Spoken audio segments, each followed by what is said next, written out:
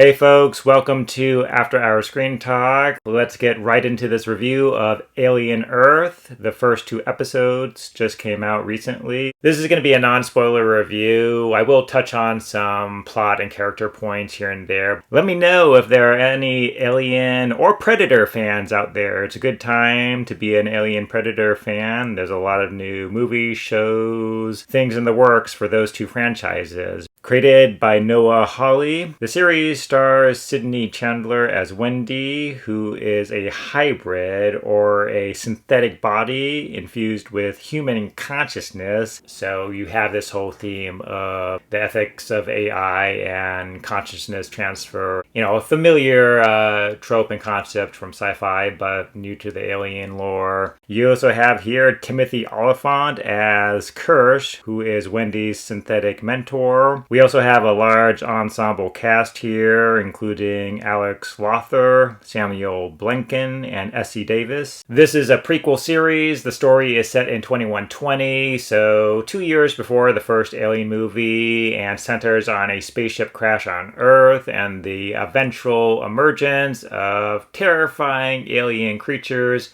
as you would expect, but not just the Xenomorph here. We get a number of new alien monsters that the humans encounter in these crazy survival scenarios. Alright, let's begin with episode 1, titled Neverland, which is one of many references to Peter Pan in the series. And yeah, I was surprised by how much the show really leans into the story of Peter Pan and uses that story as kind of a core text for the show. Right from the beginning, you'll see a lot of familiar elements here. Some new stuff as well, of course, but the most familiar element here to begin with is the corrupt evil corporation, the Weyland-Yutani Corporation here.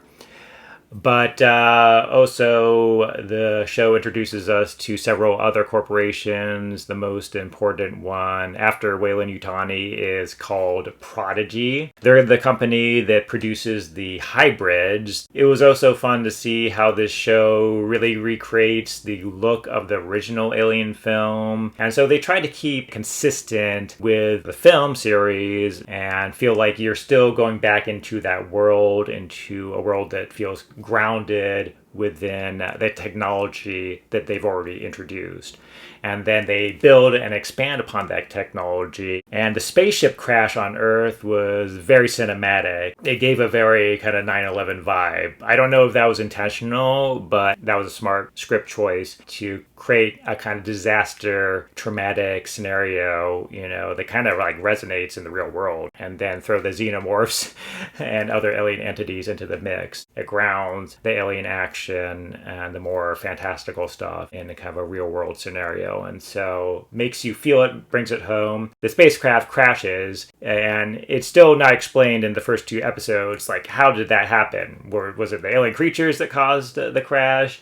Or was it a malfunction of the ship itself? And so again, did like Weyland-Yutani not do the proper safety checks on the vessel beforehand? Did they screw up here? You know, that's ambiguous. So we don't know. You know, that may be explained later. But, you know, if it was a technical flaw, it's on the corporation, then that adds another layer into the mix, into what's going on. Like who's the real monster here? Obviously, it's the corporations and the humans, right? Not the xenomorph. Well, they both are. This episode really gets into the idea of the hybrids and where they came from. The most important one being Wendy, played by Sydney Chandler.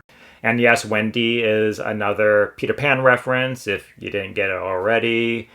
And the company Prodigy that makes the hybrids is run by a guy named Kavalier, who is this Mark Zuckerberg-esque tech guy, sometimes referred to as a kid. Very much the show positions him as the Peter Pan figure. The show really brings in those archetypes from the Peter Pan story, such as Wendy, such as Peter Pan and the Lost Boys, and this Zuckerberg-esque dystopian tech guy is kind of the morally, ethically questionable mind behind the hybrids, and the hybrids are kind of like the Lost Boys. This company, Prodigy, targets children, terminally ill children, and transfers their consciousness into a synthetic adult body, and so you have that whole discrepancy and conflict and trauma of being a child internally trapped in an adult body. And that's interesting. I mean, we've seen that kind of story and idea before in a lot of like horror movies, like Interview with a Vampire or Orphan.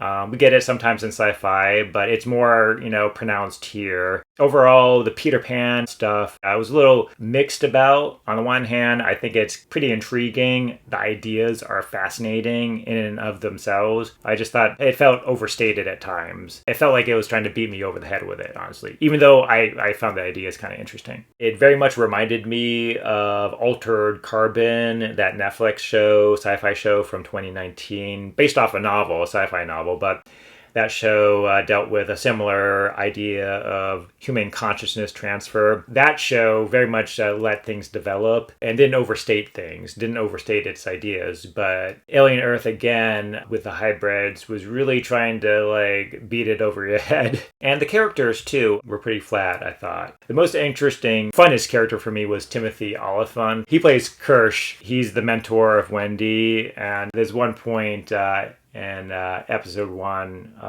towards the end, where he, they're going into this situation, and she's all excited and pumped, and he tries to dampen her excitement with this whole rant about humanity's place, the cynical rant about humanity's place on the food chain, and he delivers this rant in such a affectless, emotionless way, and just has no expression, and just his speaking manner is very fey and otherworldly, and he was a lot of fun to watch. So definitely among the characters, I found him most intriguing. You have to watch this show for the aliens too. It's a creature feature on one level. It's doing a lot of other things with a story that are, different from what we've seen in an Alien movie or series. But, you're there to see the Xenomorph as well. I don't know if they're going to do this later in the series, but they don't show you the life cycle of the Xenomorph. It was not trying to kind of retread old ground. It was more introducing the Xenomorph again, but in different scenarios here that we haven't seen before. A lot of the action, the creature action, the killing happens off camera. I think I would have liked to see a little bit more of the action in camera and not just see the aftermath of it. I also liked how the effects for the aliens, the Xenomorph, were mostly practical from what I could see. It was just a guy in a suit with some wire work, some little bits of CGI here and there when necessary, but mostly, and it was noticeable at times that the editing was done in a way that it looked like a guy being held by wires. And the design of the Xenomorphs are really good. Maybe it's due to the lighting, but I think their actual skin tone is